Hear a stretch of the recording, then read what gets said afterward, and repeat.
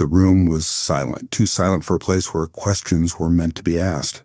A single light hung above the table, casting long shadows against the stone walls.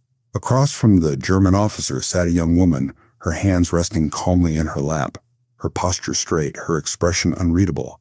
She did not look like a spy. She did not look dangerous. She did not look like someone the Nazis feared. And yet, this quiet woman had been labeled the most dangerous Allied agent in Paris. Her name was Noor Inayat Khan. The officer leaned forward, his voice low, controlled. He asked for names. She said nothing. He asked for locations. She remained silent. He promised comfort. She did not move. Then his tone changed. Threats replaced persuasion. Fear replaced patience. Still, she said nothing. The officer stood abruptly, his chair scraping loudly against the stone floor. He could not understand it. This woman had no military background, no record of violence, no training as a soldier. She had been raised on music, poetry, and peace. And yet, she was resisting the full force of the Nazi machine, not with weapons, not with anger, but with silence. Outside that room, the war raged on. Cities burned, families vanished, empires fought for survival. And somewhere in occupied Europe, radios crackled in secret, sending messages that could change the course of the war, messages the Nazis were desperate to stop, messages she had been sending. For months, they had hunted her. Every transmission, every coded signal had tightened the net around her. And now, she sat in front of them, captured, alone, unarmed, yet unbroken. The officer stared at her, searching for weakness. He saw none, only calm, only resolve, only a silence that felt heavier than any confession. At that moment, he understood something unsettling. This was not a woman they could intimidate easily. This was not a woman who would bargain. This was a woman who had already accepted the cost of resistance. But how did it come to this? How did a woman raised to believe in peace, nonviolence, and harmony become one of the most wanted spies of World War II? How did a poet's daughter, who once wrote children's stories and played music, end up hunted by the Gestapo? And why, when given countless chances to save herself, did she refuse to speak? Before we go further, there is something important you should know. This is not a story about explosions or battlefield heroics. This is a story about quiet courage, about conviction, about a woman who believed that truth did not need violence to be defended, a woman who chose resistance, not because she loved war, but because she loved freedom. And before we continue, if you value true stories from World War II, stories of courage, sacrifice, and strength that history almost forgot, please take a moment to subscribe to this channel so that you never miss stories like this one. Because Noor Inayat Khan's story is not just history. It is a reminder that courage does not always shout. Sometimes it whispers. Now, to understand how Noor reached that interrogation room, we must go back, not to a battlefield, not to a training camp, but to a quiet childhood, far from war, far from hatred, far from the world she would one day challenge. Noor was born into a family that believed deeply in peace. Her father was a spiritual teacher, a musician, a man who preached harmony between cultures. Her mother raised her children on stories, music, and kindness. Violence was never celebrated in her home. Conflict was something to be healed, not fought. As a young girl, Noor preferred books to crowds, melodies to arguments. She was shy, sensitive, thoughtful. Those who knew her never imagined she would become a spy. She dreamed of writing, of teaching children, of a life guided by creativity and compassion. But the world had other plans. When war spread across Europe, it did not knock politely. It tore through borders, through cities, through families, and Noor watched as everything she believed in was threatened. She saw occupation replace freedom, fear replace choice, silence forced upon millions, not chosen like hers, but imposed. And something within her changed. Not suddenly, not dramatically, but firmly. She realized that peace, without action, could become surrender. And freedom, if left undefended, could disappear. So she made a choice that terrified those who loved her, a choice that contradicted everything she had been taught. She volunteered to fight, not with a gun, but with her mind, her discipline, her ability to endure. She would be trained as a radio operator, one of the most dangerous roles in the resistance. Because a radio signal could betray its sender, because every transmission was a gamble with death, and because radio operators rarely survived long. She knew this, and she volunteered anyway. Soon, she would be sent behind enemy lines, into occupied France, into a city crawling with Nazi patrols, into a life where one mistake meant capture, and capture meant silence or death. She would become the last radio operator left in Paris, alone, hunted, carrying the weight of an entire network on her shoulders. And when the Gestapo finally closed in, when betrayal brought them to her door, she would face the choice that defined her legacy: speak or remain silent.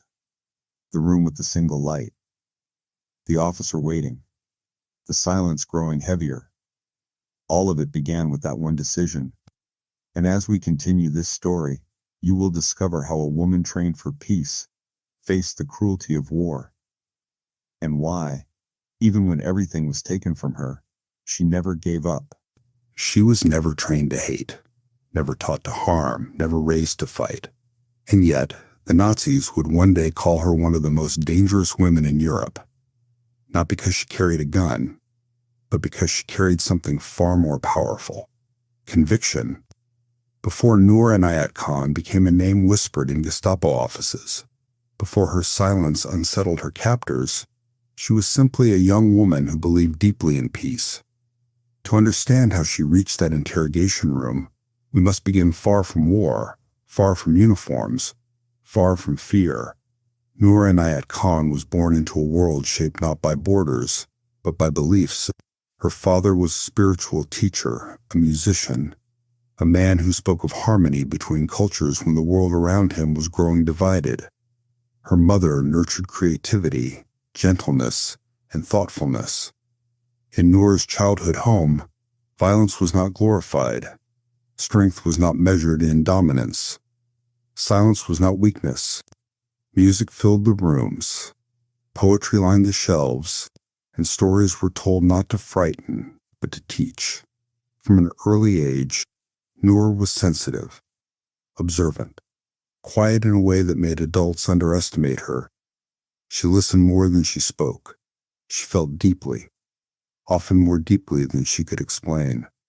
While others sought attention, Noor sought meaning.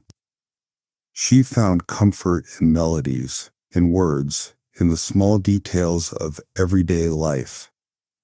Nothing about her suggested a future in espionage. She dreamed of becoming a writer, of telling stories to children, of creating beauty in a world that, at that time, still believed itself to be stable. But history rarely asks permission. As Noor grew older, the world outside her peaceful upbringing began to fracture. Political tension crept into daily conversations. Borders hardened. Voices grew louder. Fear became normalized. Europe shifted, slowly at first, then all at once. When war finally arrived, it did not announce itself with clarity. It arrived through rumors, through restrictions, through the sudden disappearance of familiar freedoms. Noor watched as cities changed, as uniforms replaced ordinary clothing, as neighbors became cautious, as silence was no longer chosen but enforced. For someone raised to believe in harmony, this transformation was deeply unsettling. She did not respond with anger. She responded with confusion, and then with reflection. Could peace exist without resistance? Could silence still be virtuous when it was demanded by force? These questions haunted her. Noor's beliefs were not simple slogans. They were deeply internalized values. She believed violence destroyed both the victim and the one who wielded it. She believed hatred corrupted even just causes. And yet, she could not ignore what was happening around her. Occupation was not philosophical. It was practical. It restricted movement. It erased choice. It punished dissent. For the first time, Noor felt a painful contradiction between belief and reality. If peace required submission, was it still peace? If silence allowed cruelty to flourish, was it still moral? These were not questions she asked lightly. They kept her awake at night. They weighed on her conscience. She did not want to fight, but she also could not accept doing nothing. When the opportunity arose to support the Allied effort, Noor hesitated. Not because she feared danger, but because she feared betraying her own principles. She understood the cost. Espionage required deception. It required secrecy. It required living a double life. And yet, she realized something critical. Fighting did not always mean killing. Resistance did not always mean violence. Sometimes it meant communication, information, connection. She could serve without carrying a weapon. She could resist without abandoning who she was. And so, quietly, deliberately, Noor made a choice. She volunteered. Training was difficult, not physically brutal, but mentally exhausting. Radio operation required precision, focus, patience. One mistake could reveal a location. One extra second on air could mean death. Instructors doubted her. Some openly questioned whether she was suitable. She was not assertive. She did not project confidence in the way they expected. She did not resemble the spies they imagined. But Noor learned quickly. She absorbed information carefully. She practiced relentlessly. Her quiet demeanor masked an intense discipline. Where others relied on bravado, she relied on preparation. Where others spoke, she listened. Slowly, skepticism turned into respect. By the time her training ended, Noor understood the reality of her choice. This was not a temporary role. This was not an adventure. This was a path with no guarantee of return. Radio operators, she knew, had short life expectancies. They were hunted aggressively. They were valuable targets. She was warned. Given opportunities to withdraw, she declined, not with defiance, but with calm acceptance. She had decided her assignment would take her into occupied France, into a city crawling with informants, into an environment where trust was dangerous. She would be responsible for maintaining communication between resistance networks and Allied command. If she failed, entire networks could collapse. If she were captured, the consequences would be devastating. She understood this, and yet she proceeded. As Noor prepared to leave, those around her noticed something unusual. She was not excited. She was not fearful. She was composed, as if she had already accepted whatever lay ahead. Her courage did not announce itself. It did not demand recognition.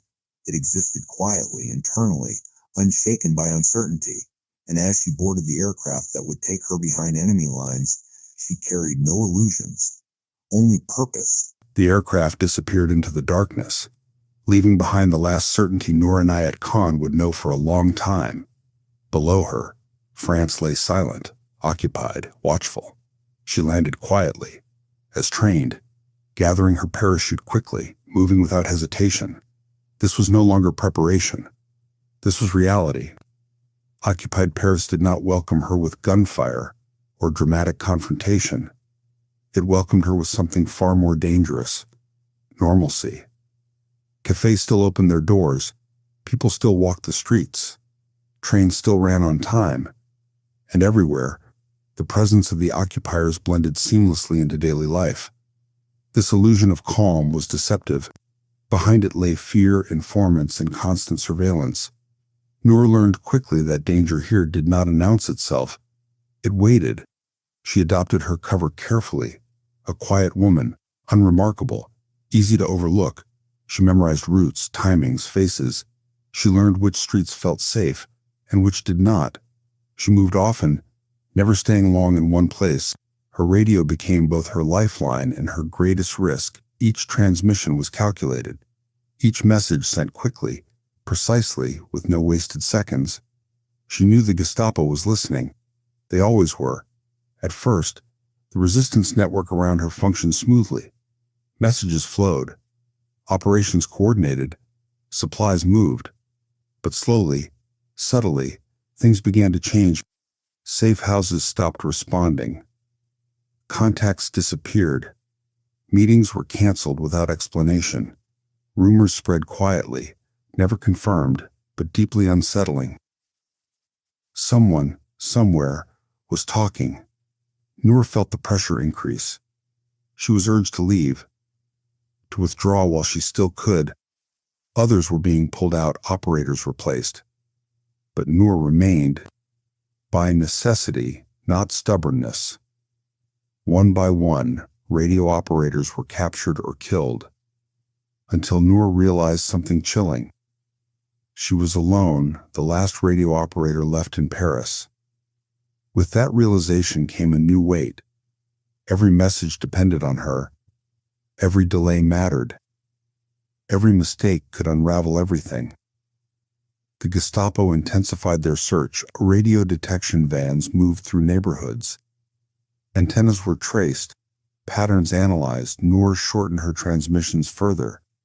She changed locations constantly, sometimes transmitting from attics, sometimes from back rooms, sometimes from buildings she had never entered before. Sleep became rare. Fear became familiar. Yet she did not panic. She adapted. Her calm, once mistaken for weakness, became her greatest strength. She did not rush. She did not improvise recklessly. She followed procedure meticulously. The resistance depended on that discipline. But danger was no longer abstract. One night, as she prepared to transmit, she sensed something wrong. A sound, out of place. Footsteps below. Too deliberate. She stopped, packed quickly, and slipped away just moments before soldiers entered the building. Close calls became frequent. Suspicion grew. Even among allies, trust became fragile. Betrayal was always a possibility. The Gestapo understood human weakness. They exploited fear. They turned survival into a weapon. Noor knew this, and still, she stayed. Her messages continued. London listened anxiously. They urged her to return. They warned her the risk was now extreme. She acknowledged their concern, and then continued transmitting. Why? Because leaving meant silence, and silence now meant collapse. Resistance networks without communication were blind, and Noor could not accept that outcome. As weeks passed, her isolation deepened. She relied only on herself. Her routine became rigid. Transmit, move, observe, wait. Every knock on the door raised her heart rate. Every stranger's glance carried meaning. She learned to read rooms instantly, to sense danger without evidence. Paris became a city of shadows, and Noor learned to live among them. Then came the betrayal. It did not arrive dramatically. It came quietly, as betrayal often does. A trusted connection failed. A routine meeting turned suspicious. Details emerged that should not have been known. Noor understood immediately. The net was tightening. She attempted to escape, to disappear before it closed completely. But time had run out. The arrest was swift, efficient. No chaos, no struggle. Just firm hands, controlled voices, and the cold certainty that her freedom had ended. As she was taken away, Noor made one final calculation. She reviewed everything she knew, every name, every location, every code, and she resolved something critical. None of it would leave her lips. Interrogation began quickly. Questions precise. Information already partially known. They tested her, probed for weakness, offered incentives, threatened consequences. She responded with silence, not defiance, not arrogance, just silence. The officers grew frustrated. They had expected fear. They had expected collapse. They had expected her. Noor's calm unsettled them. They increased pressure. Isolation, sleep deprivation, intimidation. Still, she did not speak. She attempted escape. More than once. Each attempt calculated. Each failure punished. Yet each attempt reinforced one truth. She would not cooperate. As weeks passed, the Gestapo realized something disturbing. This woman was not waiting to be rescued. She was not bargaining for survival. She had already accepted her fate. And that made her dangerous. Because someone with nothing left to lose could not be controlled. As Noor endured imprisonment, she returned often to the beliefs of her childhood. Not to retreat into them, but to draw strength. Peace, she realized, was not the absence of conflict, it was the refusal to become what one opposed. She would not allow cruelty to redefine her. She would not allow fear to decide her actions. Her resistance now took a new form. Endurance.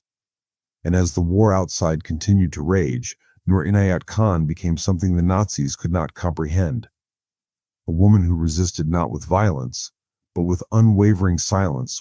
The door closed behind her, and with that sound, the world Noor Inayat Khan had known for months disappeared. The streets of Paris, the coded messages, the constant movement, all of it faded into memory. Now, there were walls, cold, unforgiving, indifferent. She was searched carefully, methodically. Her belongings removed one by one, each item catalogued, examined, discarded. They did not rush. They had waited a long time for this moment. Noor was led down a narrow corridor, her footsteps echoing softly. She kept her eyes forward, not out of pride, but focus. Every movement now mattered. Every reaction would be studied. She understood the rules of this new phase. Interrogation was not about questions. It was about control. The first room was small, bare, a single table, 2 chairs, and a light position to expose, not comfort. She sat when told. The officer entered without greeting. He did not raise his voice. He did not threaten. He began with facts. Her name, her alias, her movements. He knew more than she expected. But not enough. He paused, watching her carefully. She said nothing. Silence, she knew, could be unsettling. He tried a different approach. Kindness. Understanding. He suggested cooperation, protection, a future. Noor listened politely, then remained silent. The officer leaned back, irritation flickering briefly across his face. This was not how prisoners usually responded. Fear was expected, pleading explanations. But Noor offered none of it. The interrogations continued day after day, sometimes with the same officer, sometimes with new ones. They rotated tactics, gentle persuasion, sharp accusation, long silences, bright lights, sleep deprivation. Still, Noor did not speak. She answered only what could not be avoided. Her name, nothing more. They increased pressure, isolation, confinement. She was moved between cells, never allowed familiarity. Disorientation was intentional. Time blurred. Days lost meaning. But Noor created her own structure. She counted breaths. She recalled poems from childhood. She repeated melodies in her mind. These were not distractions. They were anchors. Attempts at manipulation followed. They showed her papers, claiming others had already betrayed her. They spoke names, hoping for recognition. They lied convincingly. Noor recognized the tactic. Division weakened resistance. She refused to engage. Her silence frustrated them. They escalated. Physical exhaustion, cold, hunger, but brutality was measured. They wanted her alive. They wanted information. She attempted escape. Not once, but repeatedly. Each attempt carefully planned. Each failure met with harsher confinement. Yet each attempt reinforced something vital. She had not accepted defeat. The guards began to fear her unpredictability, not because she was violent, but because she was determined. She was transferred to a higher security facility. Here, the atmosphere changed. Guards were stricter, rules absolute, punishment swift. Noor was placed in solitary confinement. Chains restricted her movement. The silence was heavier here. Crushing. Days passed without human contact. Yet even here, Noor resisted. She hummed quietly. She whispered prayers. She recited poetry under her breath. Small acts of defiance, invisible to most, but essential to survival. Interrogations resumed, more forceful now, more impatient.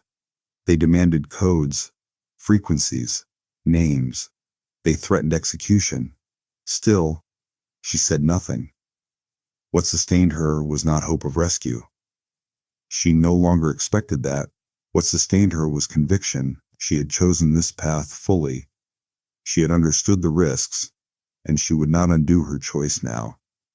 The officers grew increasingly disturbed. This woman did not fit their expectations. She did not bargain. She did not collapse. She did not even argue. She endured.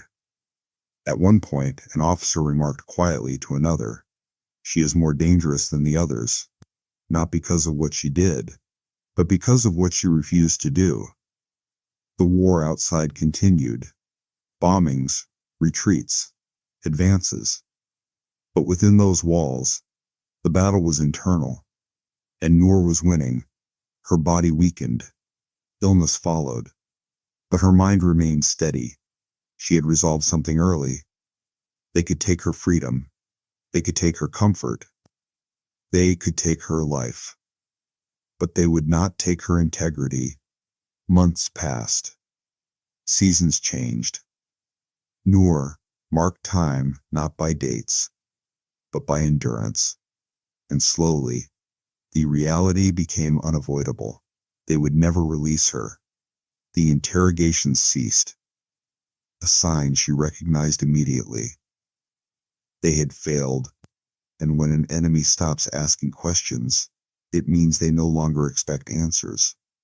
Noor accepted this calmly, without despair, without panic. She had done what she came to do. She had protected others. She had delayed operations. She had preserved networks. That knowledge brought her peace. As she sat alone in her cell, she thought once more of her family, of music, of poetry, of a life that had once felt gentle. She did not regret leaving it behind, because meaning, she understood now, was not found in comfort. It was found in choice, and she had chosen well. As Noor Inayat Khan was moved once more, this time toward a place from which few returned, one question remained. Could silence still protect others when the cost was everything? The journey began before dawn without explanation. Noor was removed from her cell quietly, without ceremony. No words were spoken. The guards avoided her eyes. She understood what this silence meant. She had been transferred before, but this time felt different. The train waited in darkness. Cold air filled the platform. Iron wheels rested on tracks that led east toward places few returned from. Noor stepped inside the carriage calmly, her movements slow, deliberate. Fear, if it existed, remained unseen. The journey lasted days, or perhaps weeks. Time no longer behaved normally. Food was scarce, water limited, the cold constant, yet Noor remained composed. She observed, listened, remembered. Each moment stored carefully, as if life itself still mattered deeply. The camp gates rose before her, tall, unforgiving. Barbed wire stretched endlessly. Guards watched without expression. Here, humanity was rationed. Noor was registered. Her name replaced by a number. Her identity reduced to paperwork. But identity, she knew, lived elsewhere. She was placed in isolation. Again, this time harsher, colder. Chains restricted her movement. The light barely reached her cell. Days passed without voices, without names, without acknowledgement. This was meant to break her. Solitude, when weaponized, can be devastating. But Noor turned inward. She revisited childhood memories. Her father's music, her mother's voice, poetry learned by heart. These were not escapes. They were defenses. Guards came occasionally, not to speak, but to observe. They were unsettled by her calm, by her refusal to beg, by her quiet dignity. Punishments increased, restraints tightened, illness followed. Her body weakened, yet her spirit somehow did not. She refused cooperation, even when consequences were clear, even when pain became routine, even when survival was uncertain. At times, she was left standing for hours. At other times, left in darkness so complete, it erased space itself. Still, she resisted, not with violence, but with will. Other prisoners heard of her. Whispers traveled through walls. A woman who did not speak, who did not surrender, who did not collapse. To them, she became a symbol. Hope, even when unseen, has weight. One guard, older than the others, watched her closely, not with cruelty, but curiosity. He once murmured to another, "She does not fear us." That observation disturbed them. Fear was expected. Submission, assumed. Noor offered neither.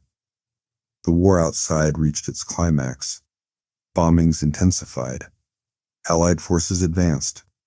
The camp grew tense. Orders changed rapidly. Prisoners were moved, executed, hidden. Uncertainty ruled. Noor sensed the shift. The guards' behavior altered. Less confidence, more urgency. She understood what this meant. Time was running out. For everyone.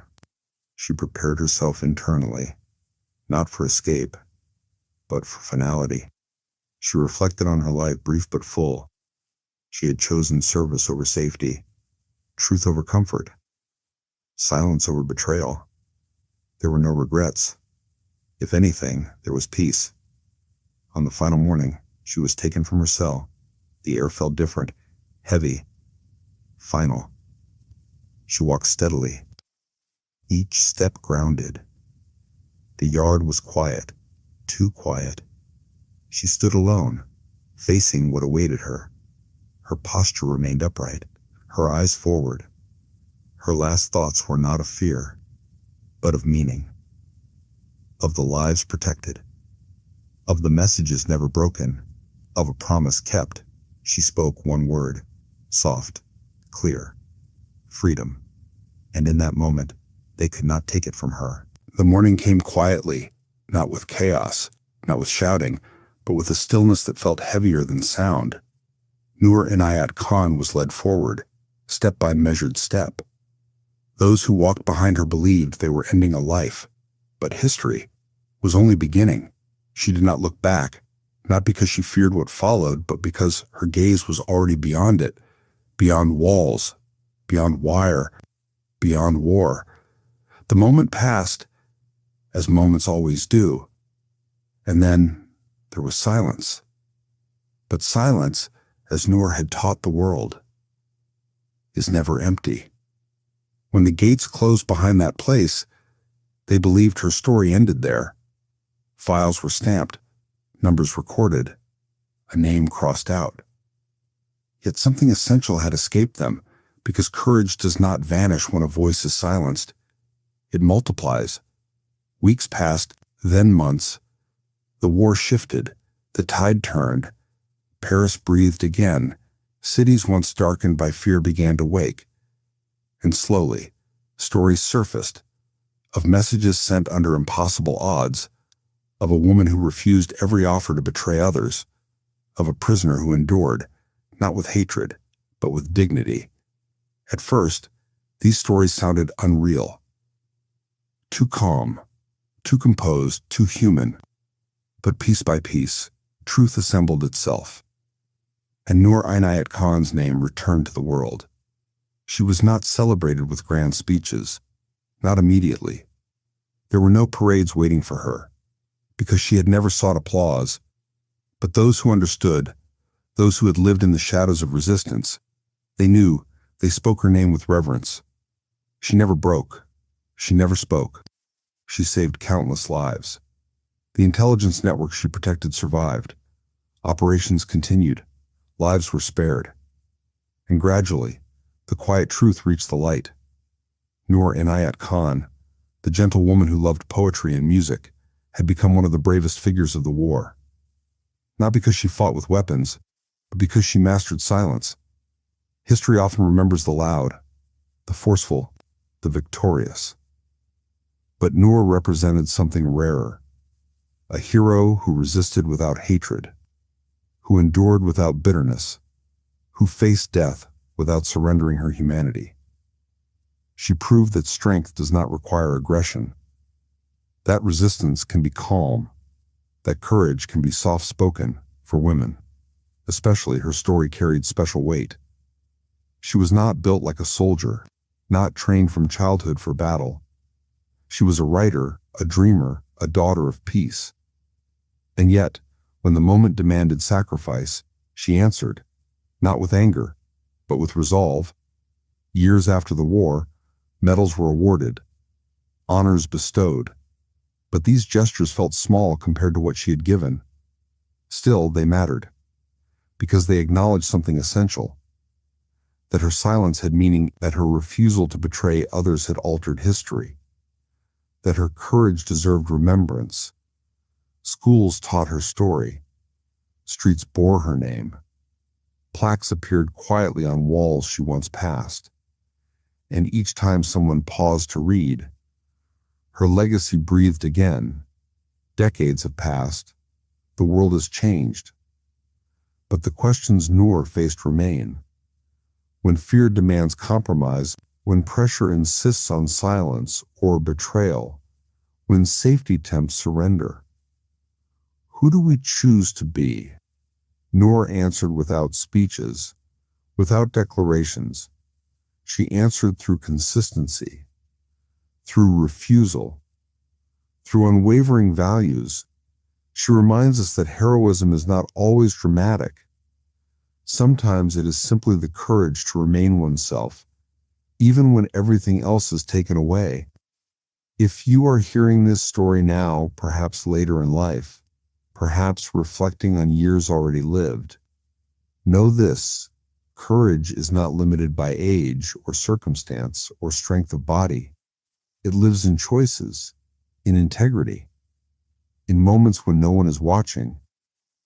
Noor Inayat Khan did not live to see the world she helped protect, but the world continues to feel her presence, in every quiet act of resistance, in every decision guided by conscience, in every life lived with principle. There is no single monument that defines Noor Inayat Khan, no towering statue, no battlefield marked by her name, because her legacy does not belong to stone. It belongs to memory, to story, to the quiet understanding that some victories are invisible, yet eternal. She did not seek immortality, but she earned it, through silence, through sacrifice, through courage that outlived her body. As we remember Noor Inayat Khan today, we are not only honoring a woman of war, we are honoring a woman of peace who stepped into darkness so others could live in light. And perhaps that is the greatest legacy of all, that even in humanity's darkest hour, gentleness, integrity, and courage can still prevail. As Noor Inayat Khan's story continues to echo through time, one final question remains. When history tests us quietly, without witnesses, without applause, will we have the courage to remain who we truly are?